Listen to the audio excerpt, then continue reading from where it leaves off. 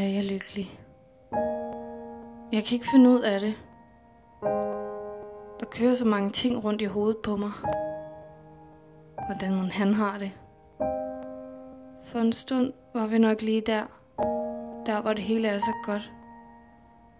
Vi var nyforelskede og glade for hinanden.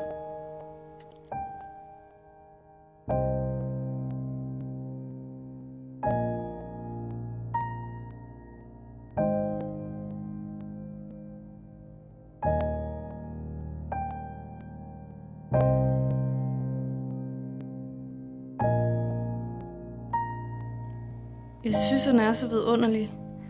Og jeg siger det til ham hver dag.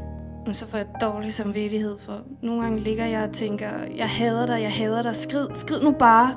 Og jeg kan ikke klare, at den er der. Jeg er så vred. Men hvorfor? Hvorfor er han så dum og irriterende og uretfærdig og hensynsløs og umoden og egoistisk? Og hvorfor går han mig sådan på?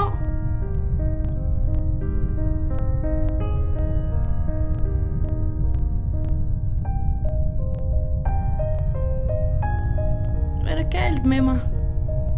Burde vi ikke være lykkelige nu, hvor vi har hinanden? Er det bare inde i mit hoved, at vi ikke er? Og hvorfor prøver jeg ubevidst at ødelægge det her ved at skabe en masse problemer, der ikke er der? Er det fordi, jeg ikke tror, at jeg fortjener at være lykkelig? Jeg føler bare, at han har sat mig op på den her piedestal. Og hvis jeg gør den mindste ting forkert, så ryger jeg ned igen. Og så ødelægger jeg hans glansbillede. Jeg orker det bare ikke mere. Jeg orker det ikke. Jeg siger til mig selv, at jeg skal, men jeg orker det ikke. Jeg græder nærmest hver dag efterhånden. Jeg vil bare så gerne være lykkelig med ham. Lige nu. En dag, der gik det også op for mig.